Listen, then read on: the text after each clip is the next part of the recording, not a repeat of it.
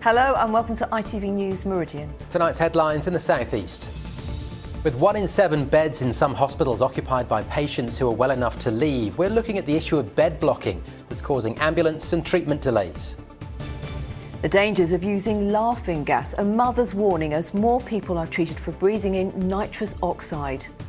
People just see it as, oh, it's just gas. They don't realise what damage that can actually do to your body and the fact that it can kill you.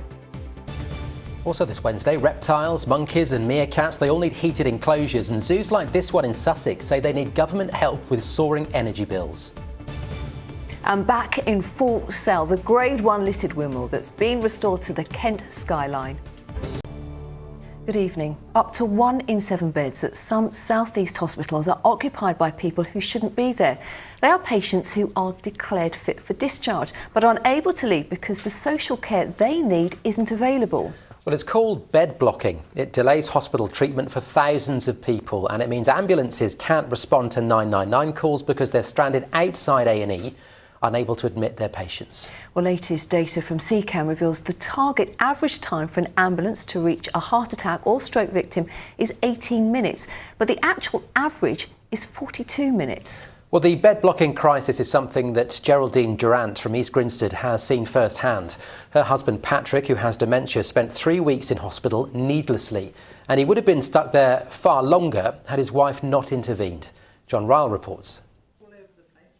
Finally home from hospital, former RAF Wing Commander Patrick Durant, diagnosed with dementia 2 years ago.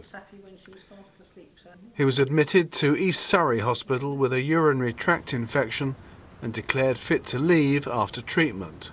But 3 weeks later, he was still there. We had an assessment done and I was told he needed carers coming in 3 times a day, which would have been wonderful if only it had happened. But it turned out to be pretty much pie in the sky. Patrick spent the next 2 or 3 weeks medically fit for discharge. But after a couple of weeks I said to the doctor in charge, where is this leading us? And a lot of lying around in his pyjamas, which was doing him no good, mentally or physically. And he said, Geraldine, I can't discharge him because if I do, he will fall over and he'll be right back here tomorrow. But there are no carers. His wife decided to intervene at huge expense. I was very anxious to get him home. He does get very confused. He didn't know where he was. He thought perhaps he was in a hotel. He wanted me to pay his bill and get him out of there.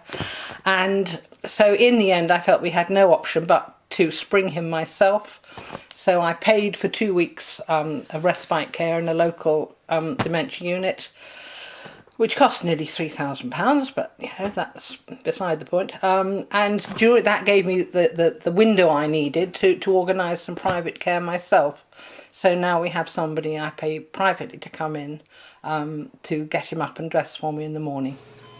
Geraldine covered the issue of bed blocking many times as a journalist in Sussex. She says it was shocking to witness it firsthand. The staff who cared for him in hospital were wonderful. They were kind, they were understanding. But the fact is, he didn't need medical care, he needed social care. And for 3 weeks, he was occupying a bed that could have been more usefully used. And I've been on the other end of the equation. I've been the anxious wife wanting to get her husband into hospital. So I was fully aware that, you know, all the time we were cluttering the place up, as it were, there were other people who actually needed that bed. Yes, the whole system seems to have broken down. And because you used your initiative and your money, he was there for 3 weeks. Yes. It could have been a lot longer. It could have been a lot longer. Certainly other people have said to me that they've had similar experiences.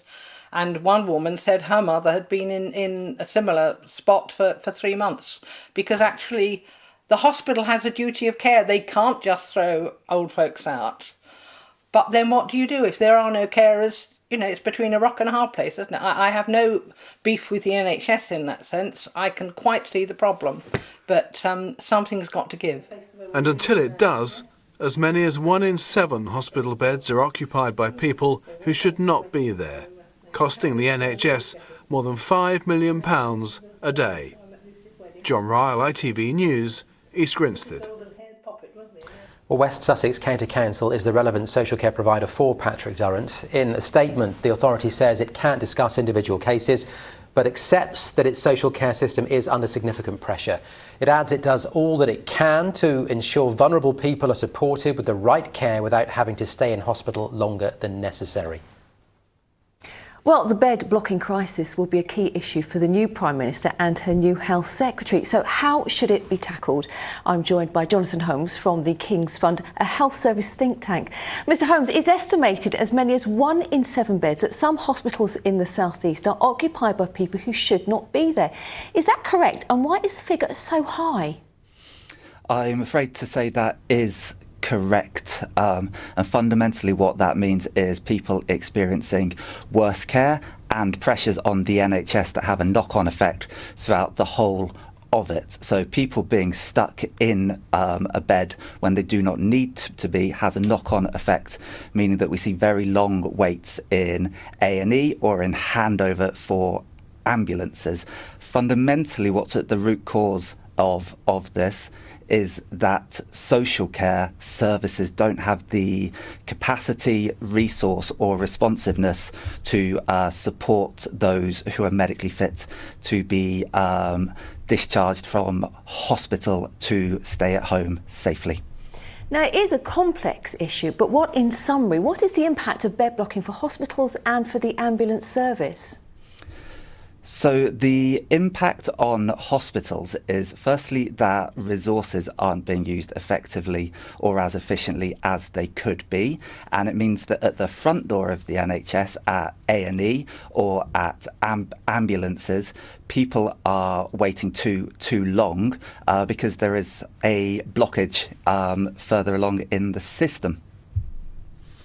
Well, as the NHS heads for the added pressures of winter and COVID and a feared flu epidemic, this could become even more serious, couldn't it? That is the concern. Unfortunately, as we head into the winter months, we expect pressures on the NHS to intensify. Demand looks to be going up in the way it does every winter.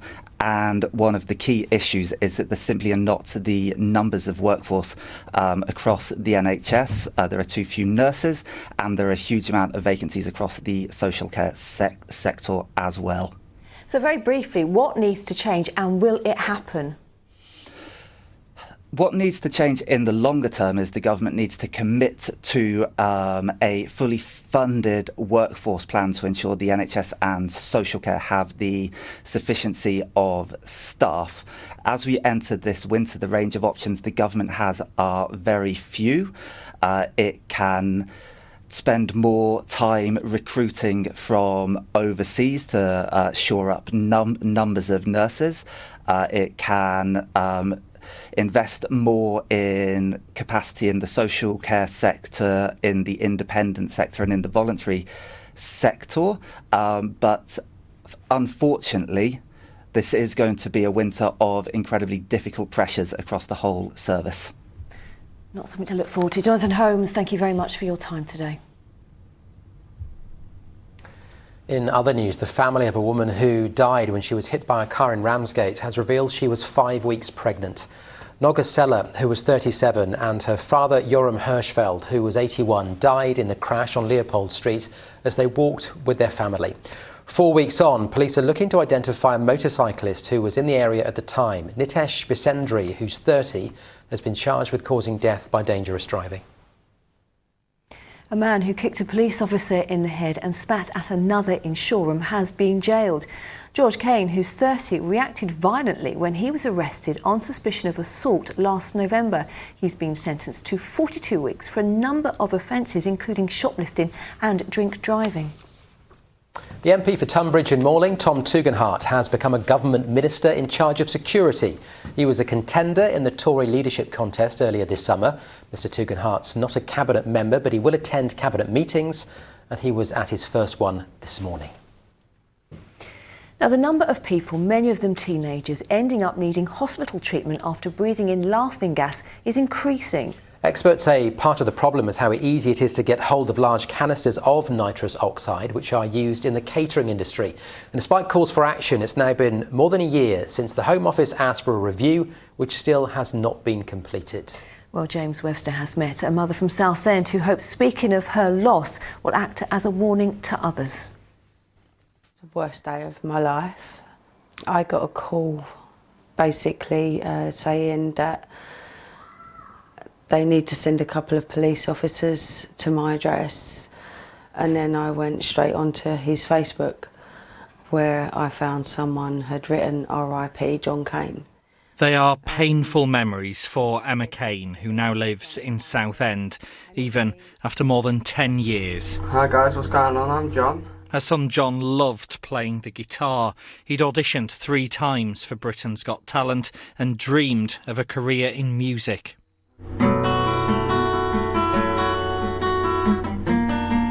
This was about 2009.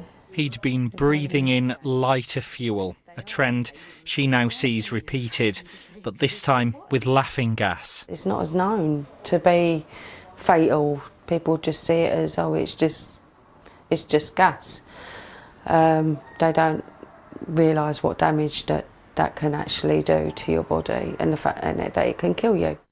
Nitrous oxide is not illegal. It's sold in small canisters, often seen discarded in parks. It can provide pain relief, but sold in large canisters, it's also used in catering to whip cream. It is now the second most used drug by 16 to 24-year-olds in the UK, with 500,000 young people estimated to take it in 2019 to 20, and the number needing hospital treatment is increasing. It's now a year since the former Home Secretary demanded a review of the problem before deciding whether more action is needed. But rather than new laws, the charity Resolve believes the answer is to better educate young people. No matter what potential would happen with the law going forward, nitrous oxide would still exist. And I think sometimes by making them out of reach, illegal or otherwise, pushes people's use underground. It can also reduce the amount of people coming forward to look for support and help because of the fear of being criminalised or something similar. Emma Kane and her sister are trying to do what they can to warn young people of the dangers. They speak directly to groups that they've seen inhaling gas near to where they live. I took my son's ashes, which are up there, and I showed them, this is my son, for doing what you're doing. And what do they say? I showed him a picture of my John as well, and he was very respectful. He did listen to what I said, and hopefully it made a difference. But teenagers are very much, it's never going to happen to them, you know. I never thought in a million years I'd lose my son, you know, at the age of 17. Educate yourselves, educate your children. The Home Office says until the review into the harm caused by nitrous oxide is finished, there'll be no decision on whether laws need to change. But that decision is taking too long for families who know the pain of losing a loved one. James Webster, ITV News. In other news, a nationwide search has been launched for untold stories about the Battle of Britain. The project is being supported by the Battle of Britain Memorial Trust, which manages the National Memorial to the Few at Capel-le-Fern in Kent. Author Dilip Sarkar is asking people to share family anecdotes, documents and photographs. Whether that's the family of one of the few or somebody who maintained aircraft, whatever it might be, because we're producing this 7-volume official history for the Battle of Britain Memorial Trust, and the idea is that this new material, therefore, could possibly find its way into that history, and it'll be there forever. Wow, goodness me. Now you are watching ITV News in the Meridian region. We're very glad you're with us this evening. Lots more to come, including cross-country swimming, the new sport which combines hiking boots and wetsuits. And at 72 foot tall, we're at the Grade 1 listed windmill that's been lovingly restored to working order. Absolutely beautiful. And you can find more news in our region on our website. Just go to itv.com/Meridian. You can also give us a call if you have a story. The number, as always, 0808 1010 095. And remember, you can also follow us on Facebook and on Twitter.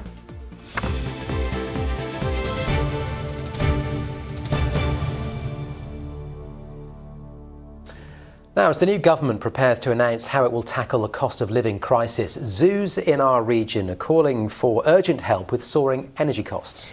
Yes, many of the animals need special heat and light, and cutting back would put their welfare at risk. But the cost of providing that care is soaring, as Malcolm Shaw has been finding out. A baby silvery marmoset clings to its mother for comfort and safety. The tiny monkeys are found in the Amazon rainforest. Here at Drusilla's Park in Sussex, they need the warmth of a special light, and they're not the only ones. Many of the animals at the zoo have to be kept in heated enclosures. Even the meerkats have a lamp in their outdoor run, which will soon be turned on as the weather gets colder. It all comes down to their, welfare and husbandry. We have to be able to keep them at their natural temperatures to sustain their, their exotic bodies, if you like. Otherwise, they would suffer, and we just can't compromise on welfare. We never have, we never will, and it is a huge outlay for us. Almost all the animals need energy of one sort or another, as do the other attractions on the site. Drusilla's has already seen its energy bill go up by almost 70% compared to last year, and that's likely to rise even further. Now the zoo is calling on the government to help businesses like this by cutting VAT from 20% to 12.5% to help them survive. There are costs across the board that we face, whether it be wages, whether it be timber, whether it be materials, whatever it is, the costs are going up. So we can't just pass those costs through to our customers because their household incomes are being squeezed, as we know, and the support so far has been directly targeted to households, quite rightly, but the businesses do need help as well, especially the small to medium enterprises, and that's what we're really calling for the government to do. These fruit bats need constant heat and humidity to mimic the conditions on their island home in the Indian Ocean. And while our winters aren't a problem for the Humboldt penguins, electricity is needed to constantly filter the water in their pool.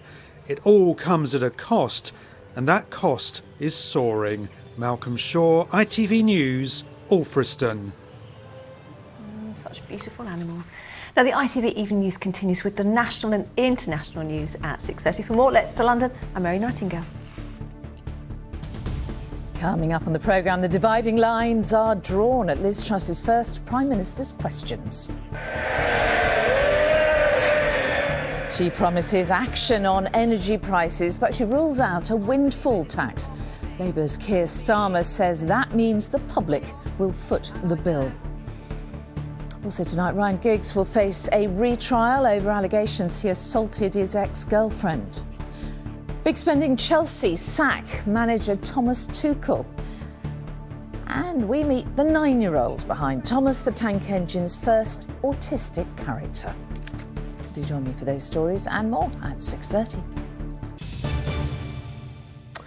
Well, let's go back to that Chelsea story now, because Andrew joins us in the studio for a bit of sport. But I guess it's the price of success, but Brighton's manager is kind of a wanted man. Absolutely, but we want him to stay, that's for sure. Yes, this morning, Chelsea sacked manager Thomas Tuchel, just 6 games into the Premier League season, and they were immediately on the phone to ask for permission to speak to Graham Potter.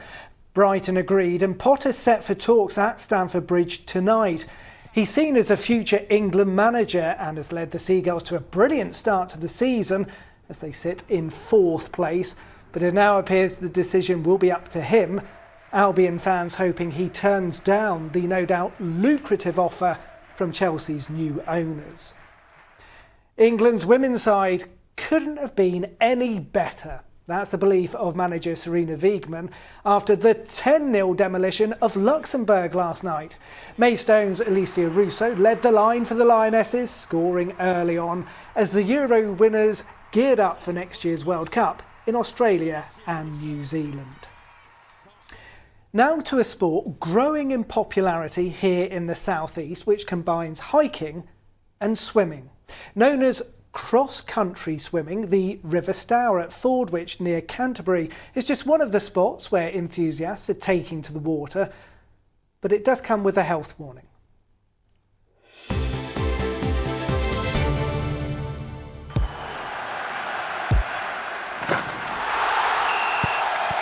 Zero Accounting Software sponsors ITV Regional Sports Report.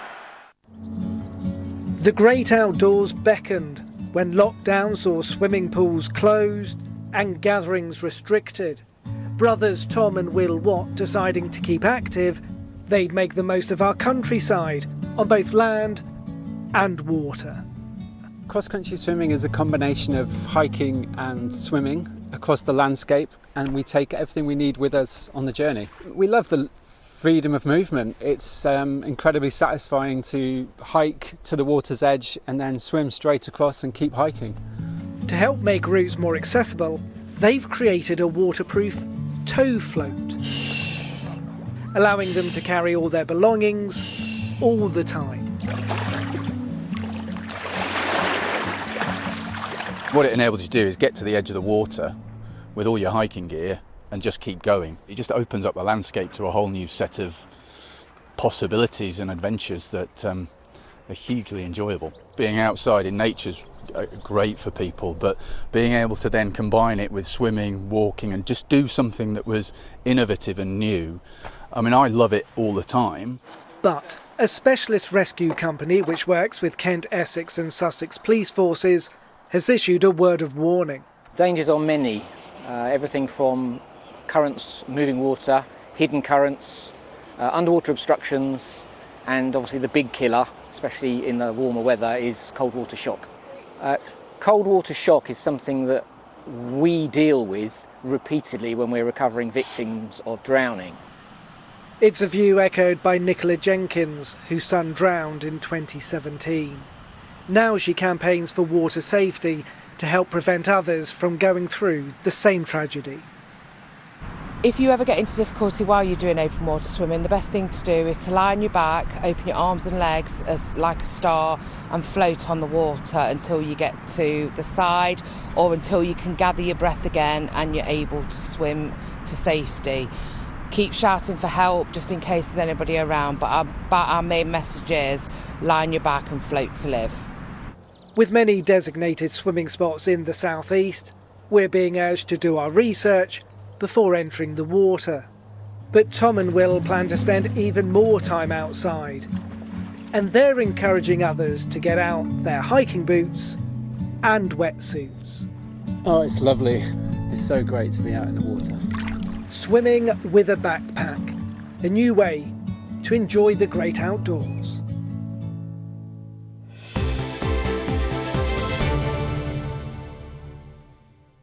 As long as it's done safely, swimming with a backpack could be the way forward. Could be the way. Perhaps you could do it. Maybe something you could take up. I quite fancy it, actually. Do you? Yeah. It's a bit I'm cold. kind of glad you clarified what it was all about there, because I was thinking, if you wear your boots and get in the water, that's not that easy to swim. And with socks as well. I don't really like soppy socks. But the float, that made sense. All good. Andrew, thank you. Thank you very much. Now, the sweeps of Cranbrook's Grade 1 listed Union Windmill have been restored to the Kent skyline. It's taken 15 months for the refurbishment project to be completed, but it's now back in full sail. Built in 1814, it measures 72 foot high with 7 floors, and each sail is almost 30 foot long. Charlotte Wilkins has been taking a look around. This stunning historic structure has been under the care of Kent County Council for over 60 years. They bought it for just a shilling, that's around 5p, under the promise that they would look after it. And as you can see, they've done just that. Oh, it's very much a landmark locally, and I know the locals are very proud of it. We have 8 historic windmills at Kent County Council, so we like to look after our historic structure, and we also are very grateful for the help we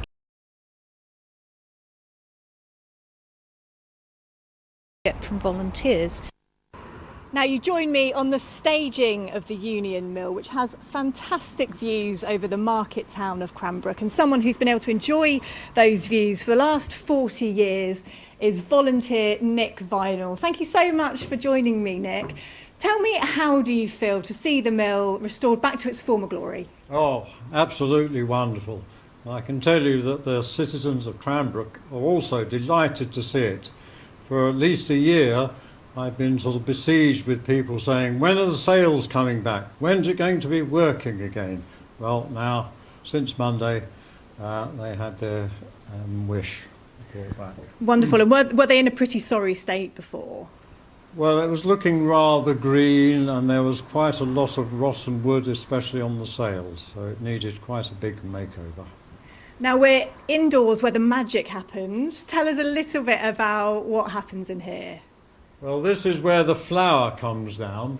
The stone grinding takes place on the floor above, and the flour comes down the chute here, and then all this stuff here controls the gap between the two stones, and also there's an automatic sort of speed controller up there called the governors. And so, is it done in very much the traditional way, the way that it always was? Absolutely, pure stone ground flour. Wonderful. Now, flour hasn't been ground here for the last 3 years, and it won't be ground here for a little while longer, but the public will be able to come this weekend on Saturday to see the sweeps in full swing. That is, of course, if we get one important ingredient, and that is the wind. Let's hope we do. Charlotte Wilkins there reporting from a very beautiful windmill. I always fancied living in a windmill. Would you really, though? Yes, all those sides, you could put lots of wardrobes up and lots of things, and it'd be quite nice. Fixture room. Storage, yes, but noise. Although that was pretty silent, actually. We think the stone's grinding, yes. it's light, then it's dark, then it's light. Make your own bread. Make your own bread. Things like that. Yeah. Like, you know. I'm imagining it now. Well, I don't want to do it. No, it's fine. Okay, then carry on. I won't invite you along. Okay, good. There you go. Well, let's find out if we're going to get any wind. Here's Joan Wright with your full weather forecast.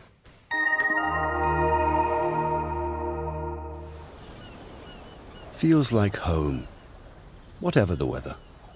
Valent Boilers and Heat Pumps sponsors ITV Meridian Weather. Hello there, good evening. We're in a spell of rather prolonged unsettled weather. We've got a very large low pressure system dominating our weather, lots of showers around that. Then out in the Atlantic, we've got Hurricane Danielle, we think is going to go loop the loop and head towards Spain, at least hopefully. And then we've got Hurricane Earl down here in the Western Atlantic, thinking that's going to head its way up across the eastern seaboard of the US. That one won't really impact our weather. As far as the next couple of days go, that low just lingers a little longer than we'd like. Plenty of showers, as I say, and that's on top of the ones generated by the sunny spells, which we're expecting more tomorrow. But overnight, those showers continue to pile in. A few heavy ones mixed in. At least there's a bit of a breeze to help push them through, but the breeze is easing off. It is going to be a mild night, lows of around 14 or 15 Celsius. And then, as I say, sunny spells and showers from the word go, and those sunny spells getting the ground warmed up, that increases these showers into the afternoon. Some heavy, maybe thundery ones, and because the wind is dropping out a touch, they could be slow moving. That could lead to surface water flooding, so do take care. Temperature wise, we're looking at highs of 20 Celsius, 68 in Fahrenheit, so that's slightly down on today. And then what happens? Well, that same low is just slowly moving its way into the North Sea. Plenty of showers nearby, hopefully a little bit of a dry spell later on in the day. Looking ahead to Saturday, still a couple of showers in the flow, but I think we're in between systems, so it should be a bit of a drier start to the weekend. And for us, it looks as though Sunday on the whole is set to be pretty good. Highs of around 22, but look at this, a big band of rain to end the weekend as you head into Monday. Valent sponsors ITV Meridian Weather. Not so much wind, but lots of sogginess. Not sure Yeah, I'm into that. lots of questions from the gallery about whether storage in a windmill would work. I think it would. We're thinking about this too much. Bespoke wardrobes. Anyway, in just a moment, the ITV Evening News with Mary Nightingale. That's it from us for now, though. Thank you very much for watching. We'll see you soon. Bye-bye. Bye-bye.